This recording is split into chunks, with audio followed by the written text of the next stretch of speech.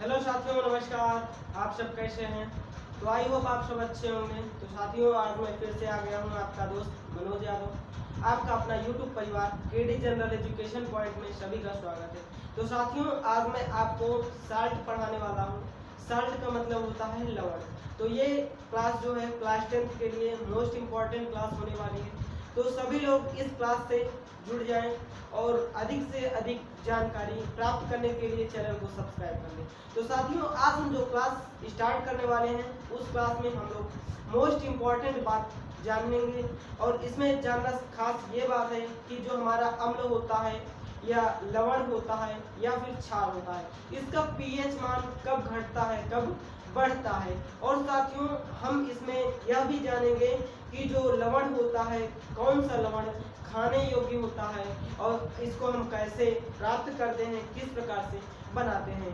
तो ये सब टॉपिक को जानने के लिए आपको वीडियो को पूरा देखना पड़ेगा और वीडियो को पूरा देखने के लिए आप सभी लोग लास्ट तक जरूर बने रहिएगा। तो चलिए साथियों, हम क्लास को स्टार्ट करते हैं। ठीक है, आइए। तो यहाँ पर हम लोग बात करने वाले हैं आज साथियों साल्ट की। साल्ट होता क्या है? ठीक है, साल्ट होता क्या है, समझ में आ रहा है सभी को? साल्ट क्या होता है? साल्ट वह होता है साथियों जो किसी अम्ल तथा क्षारक की उदासीनीकरण अभिक्रिया से, किसी अम्ल तथा क्षारक की उदासीनीकरण अभिक्रिया से, ठीक है, जो हमें आयनिक ठोस प्राप्त होता है उसी को, जो हमें आयनिक ठोस प्राप्त होता है उसी को लवण कहते हैं। ठीक है साथियों, समझ में आ गया? चलिए, अगर नहीं आया है तो कोई बात नहीं, हम लोग यहाँ पे समझते हैं। ठीक है, किसी अम्ल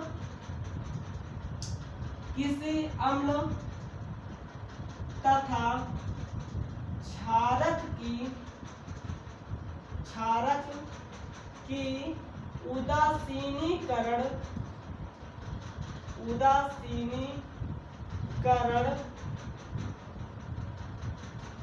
अभिक्रिया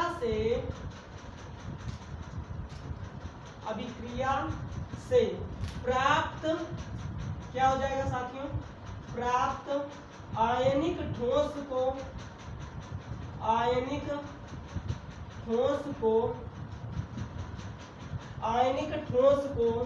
लवण कहते हैं,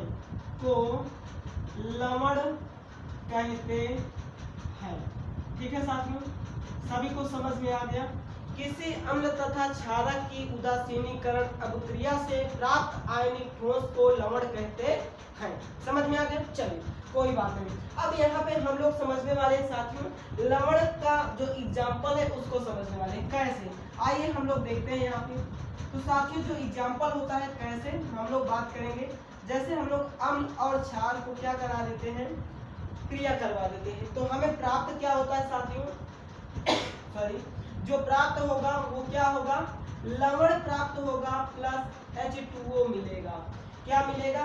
लवण प्राप्त होगा और जल प्राप्त होगा। तो आइए अब हम इस अभिक्रिया को किसके केमिकल के रूप में समझते हैं। कैसे?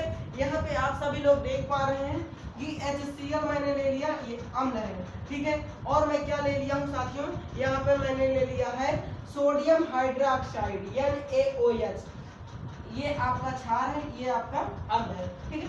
जब इसकी उदासीनीकरण अभिक्रिया होगी, क्या होगी? यहाँ पर मैं लिख दे रहा हूँ उदासीनीकरण, ठीक है, उदासीनीकरण अभिक्रिया। एकदम डिटेल में, एकदम अच्छे से समझाऊंगा मैं आपको, ठीक है। तो चलिए हम लोग यहाँ पर देखेंगे साथियों, ये इसके साथ जाकर के ऐड हो जाएगा, तो ये बना लेगा प्यारे साथियों NaCl जो होता है हमारा, इसे बोलते हैं सोडियम क्लोराइड।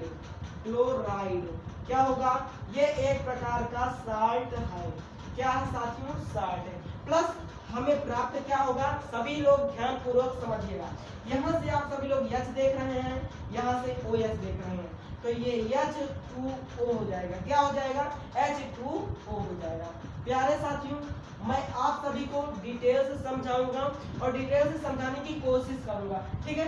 तो ये आपको समझ में आ गया अम्ल यानी साल्ट क्या होता है। कैसे बनता है, इसका एग्जाम्पल क्या हो जाएगा। ठीक है, तो साल्ट का एग्जाम्पल अगर हम लोग बताते हैं तो सोडियम क्लोराइड हो जाएगा। ठीक है, क्या हो जाएगा, सोडियम क्लोराइड हो जाएगा। आइए साथियों हम लोग बात कर लेते हैं, एक वैज्ञानिक थे अर्हीनियस। कौन थे, अर्हीनियस नामक वैज्ञानिक थे, जिन्होंने साल्ट के बारे में कुछ एक स्पेशल डिफिनीशन उन्होंने दिया था। वह डिफिनीशन आज हम लोग आपसे क्या करेंगे, बात करेंगे, उसको समझेंगे कि उन्होंने क्या कहा था। चलिए साथियों आइए अब हम लोग बात करते हैं अर्हीनियस की। अर्हीनियस वैज्ञानिक के अनुसार, अर्हीनियस के अनुसार, तो प्यारे साथियों सभी लोग जितने भी लोग जुड़ पा रहे हैं सभी का बहुत बहुत धन्यवाद, बहुत बहुत शुक्रिया। अब आइए हम लोग बात करते हैं अर्हीनियस नामक वैज्ञानिक के। अर्हीनियस ने कहा था साथियों, लवण को जल में घोलने पर, लवण को जल में घोलने पर वह दो आयनों में विभाजित हो जाता है। लवण को जल में घोलने पर वह दो आयनों में विभाजित हो जाता है। कौन कौन से साथियों, H+ और OH-। क्या है, H+ और OH- में जो विभाजित हो जाए उसी को लवण कहते हैं। समझ में आ गया। चलिए अर्हीनियस के अनुसार लवण को जल में घोलने पर, ठीक है यहाँ पर डिफिनीशन लिखेंगे, लवण को जल में घोलने पर, लवण को जल में घोलने पर यह अवयवी, यह अपने अवयवी, यह अपने अवयवी आयनों में, यह अपने अवयवी आयनों में विलय क्या हो जाता है, आयनों में वियोजित हो जाता है। ठीक है, आयनों में वियोजित हो जाता है। ठीक है साथियों, कौन कौन से आयन हो जाएंगे, ठीक है, लवण की जलीय विलयन, ठीक है, लवण के जलीय विलयन कौन कौन से होते हैं, आइए हम लोग यहाँ पे समझते हैं। लवण के जलीय विलयन, जलीय विलयन धन आयन, धन आयन तथा ऋण आयन, ऋण आयन होते हैं। मैंने आपको पहले ही बता दिया था कि जो लवण है वो H+ और OH- के फॉर्म में वियोजित हो जाता है। क्लियर हो गई बात। चलिए, लवण के जलीय विलयन में धन आयन तथा ऋण आयन होते हैं। प्यारे दोस्तों सभी को पॉइंट क्लियर हो गया होगा। आइए अब हम लोग इसके कुछ एग्जाम्पल्स को समझते हैं, या इसमें एक अगला पॉइंट है, इसको भी समझ लेते हैं, तब हम एग्जाम्पल्स को समझेंगे। साथियों यहाँ पर बात क्या कहते हैं, अर्हीनियस वैज्ञानिक जो साहब हैं, धन आयनों की, धन आयनों को क्या कहते हैं साथियों, भास्मिक मूलक कहते हैं। ये क्या कहते हैं, धन आयन को भास्मिक मूलक, ठीक है, भास्मिक मूलक कहते हैं। ठीक है, सभी को क्लियर हो रहा है। धन आयन को भास्मिक मूलक तथा ऋण आयन को क्या कहते हैं, अम्लीय मूलक कहते हैं। ठीक है, ऋण आयन को अम्लीय मूलक, अम्लीय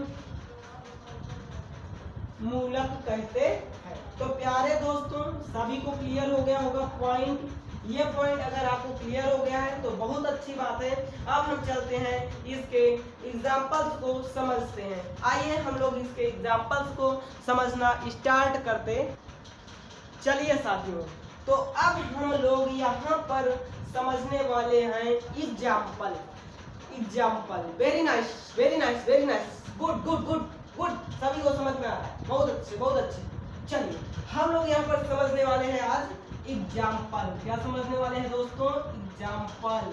किसके अनुसार? अर्हेनियस के अनुसार। ठीक है, तो अर्हेनियस नामक वैज्ञानिक ने क्या बताया था कि जो हमारे क्या होते हैं, लवण होते हैं, वो क्या होते हैं साथियों? 2 आयनों में विभाजित होते हैं। कितने आयनों में? 2 आयनों में विभाजित होते हैं। कौन कौन से? आइए देखते हैं। तो सोडियम क्लोराइड है, तो प्यारे साथियों Na+ फॉर्म में और Cl- फॉर्म में। तो जो सोडियम क्लोराइड है ये एक प्रकार का लवण है। क्या है? लवण है। जब इसको जल में क्या करेंगे? घोलेंगे तो Na+ और Cl- में वियोजित हो जाएगा। समझ में आ गया कि नहीं? आ गया। चल आगे बढ़ते हैं। आइए हम लोग अब समझेंगे साथियों लवण का एक क्या, एक विशेषता। लवण की क्या विशेषता होती है, आइए इसको हम समझते हैं। बड़े ध्यान पूर्वक समझना है, आसानी से समझना है, बहुत ही आसान तरीके से समझना है। चलिए साथियों आइए हम लोग देखते हैं यहाँ पे लवण की एक विशेषता। क्या समझना है? विशेषता। अच्छा बच्चा, क्या विशेषता होती है? तो दोस्तों जो लवण होता है वो कैसा होता है? अच्छा यह बताओ, जो लवण होता है वो कैसा होता है? गंधहीन होता है। कैसा होता है?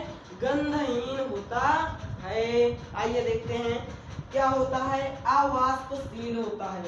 अवाष्पशील होता है। ठीक है, अवाष्पशील।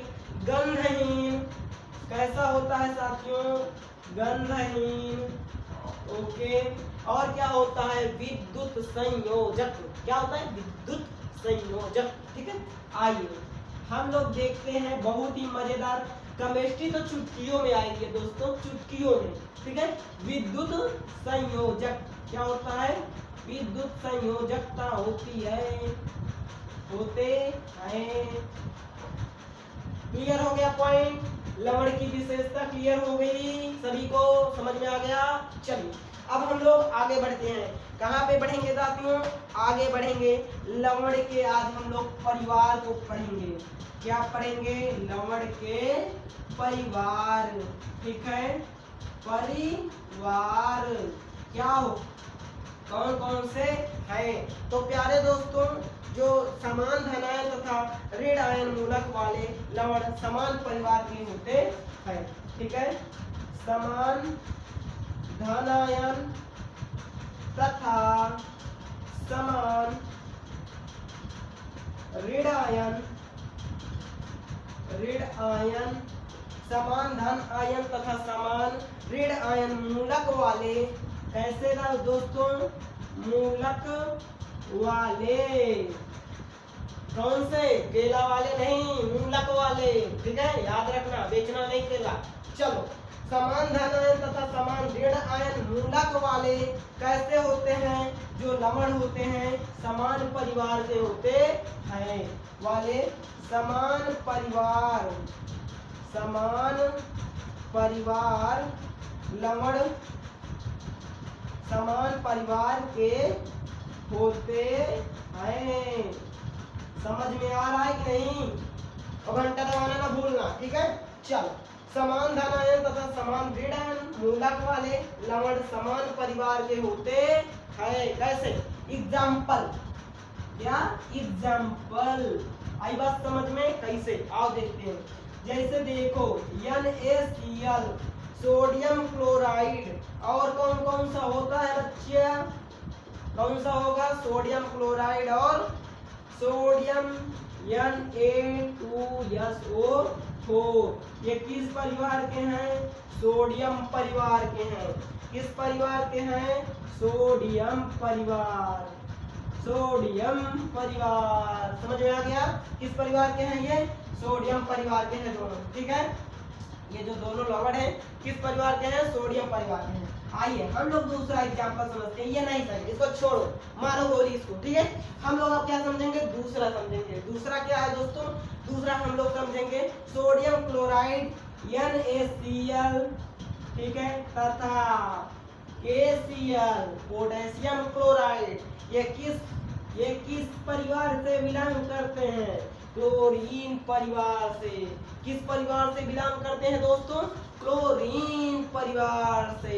आइए देखते हैं। बस एकदम धीरे धीरे केमिस्ट्री को चुटकियों में क्या करना है, चुटकियों में, है ना।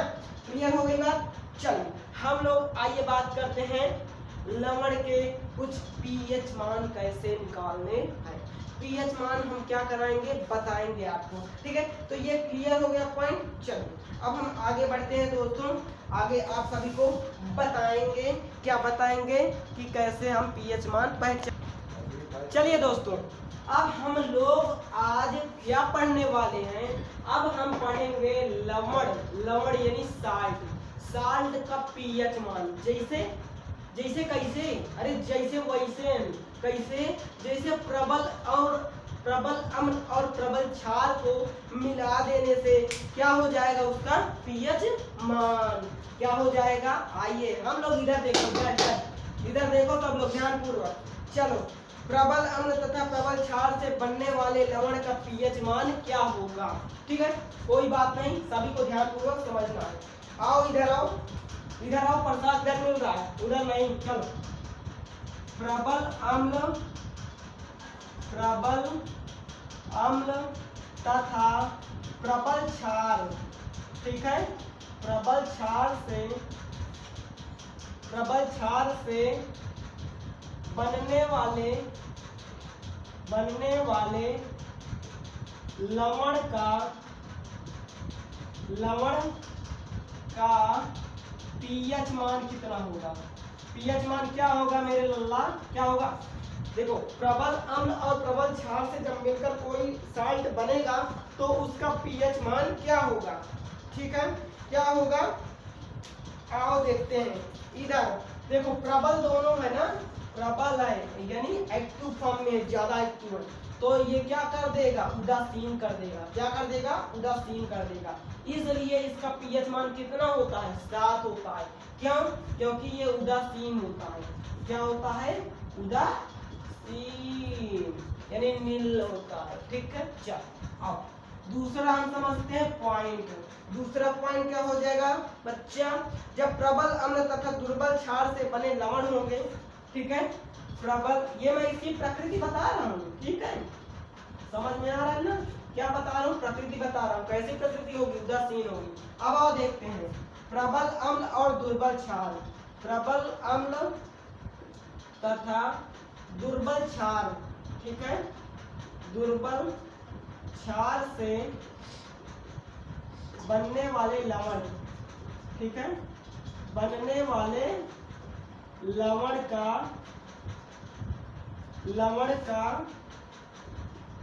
पीएच मान क्या होगा।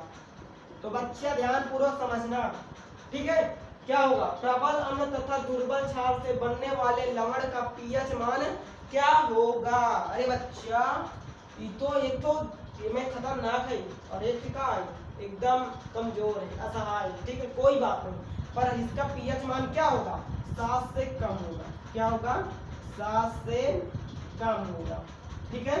क्या होगा, 7 से कम होगा। अब आओ, अभी भागो नहीं, अभी इसका देखो प्रकृति क्या होगा। प्रकृति क्या हो गया, इसका नेचर क्या होगा, अम्लीय प्रकृति का होगा। ऐसा होगा अच्छा, अम्लीय प्रकृति का होगा, ठीक है। चलो हम लोग समझते हैं तीसरा पॉइंट। सॉरी, अगर दुर्बल अम्ल और प्रबल क्षार लेते हैं, कैसा, दुर्बल अम्ल और क्या लेंगे, दुर्बल अम्ल तथा प्रबल क्षार, ठीक है। प्रबल क्षार से बनने वाले लवण का पीएच मान क्या होगा, पीएच मान क्या होगा। तो मेरे बच्चा समझो, दुर्बल अम्ल है, कोई बात नहीं, अम्ल अब की बार क्या हो गया है, दुर्बल हो गया, कमजोर हो गया, बस क्षार क्या है, प्रबल है। क्या है, प्रबल है, तो इसका मान क्या हो जाएगा, 7 से अधिक हो जाएगा। क्या हो जाएगा, 7 से अधिक हो जाएगा, ठीक है। क्या हो जाएगा, 7 से अधिक हो जाएगा, ठीक है। और इसकी प्रकृति क्या हो जाएगी साथियों, क्या हो जाएगी प्रकृति, कैसी हो जाएगी? क्षारीय हो जाएगी। ठीक है, प्रकृति कैसी हो जाएगी? क्षारीय हो जाएगी। चलो, ये समझ में आ गया आप सभी को? कोई दिक्कत नहीं होनी चाहिए। आइए अब हम लोग कुछ इसके एग्जाम्पल्स को भी समझते चलते हैं। हमने तो यहाँ पे एग्जाम्पल बताया नहीं है, ठीक है, बहरहाल कोई बात नहीं, एग्जाम्पल हम फिर से समझ लेते हैं। एग्जाम्पल समझने के लिए थोड़ा सा टाइम देना पड़ेगा आपको, ठीक। चलो, तो हम लोग साथियों बात करते हैं उदासीन का। उदासीन का जो एग्जाम्पल हो जाएगा NaCl हो जाएगा। क्या हो जाएगा? NaCl हो जाएगा। और क्या हो जाएगा? K2SO हो जाएगा। क्या हो जाएगा? K2SO। ये क्या होते हैं? उदासीन होते हैं। क्या होते हैं साथियों? उदासीन होते हैं। ठीक है, कोई दिक्कत नहीं होती किसी भी प्रकार से। किसी भी प्रकार से किसी को दिक्कत नहीं होनी चाहिए। ठीक है, चलो बहुत अच्छे, कोई दिक्कत नहीं है। अब यहाँ पे हम लोग बात करेंगे प्रबल अम्ल और प्रबल क्षार का जो एग्जाम्पल है उसको कैसे समझेंगे कि इसकी जो प्रकृति है अम्लीय है किस प्रकार से है। तो यहाँ पे हमें समझना है, क्या समझना है? अरे इधर देखो यार, उधर कहाँ देख रहे हो? चलो यहाँ पे देखते हैं इसकी जो प्रकृति है वो क्या हो जाएगी बच्चा? वो हो जाएगी FeCl4। क्या हो जाएगी? अरे यहाँ कहाँ पे लिखे यार, जगह में लिखे, कोई बात नहीं, आओ। FeCl4 क्या हो जाएगा? FeCl4। ये किस प्रकृति का है? अम्लीय प्रकृति का है। समझ में आया? चलो आओ, अब हम देखते हैं दुर्बल अम्ल और प्रबल क्षार। ये इसकी प्रकृति कैसी है? क्षारीय है ना?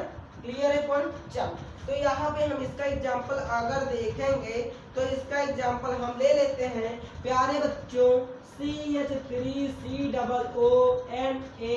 इसे बोलते हैं सोडियम एसीटेट। क्या बोलते हैं? अरे चच्चा इधर समझो, सोडियम एसीटेट। पहले फैन बंद कर दो, सोडियम एसीटेट को।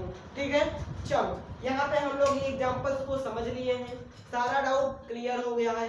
अब प्यारे बच्चों, अब हम लोग ये वीडियो को यहीं पे क्या करते हैं? बंद करते हैं। यानी ये हमारा टॉपिक फिनिश हो गया। अब हम जो नेक्स्ट वीडियो लेके आएंगे, ये आप सभी लोग इसका स्क्रीनशॉट ले लीजिए। जो वीडियो हम नेक्स्ट वीडियो लेके आएंगे उसमें हम बात करेंगे कॉमन सॉल्ट क्या होता है, इसका उपयोग क्या होता है, ये कैसे निर्माण किया जाता है। तो ढेर सारी हम अभी उस टॉपिक पे बात करेंगे। तब तक के लिए धन्यवाद। वीडियो को लाइक करिए, शेयर करिए, चैनल को सब्सक्राइब करिए। Thank you. जय हिंद, जय भारत। ओके।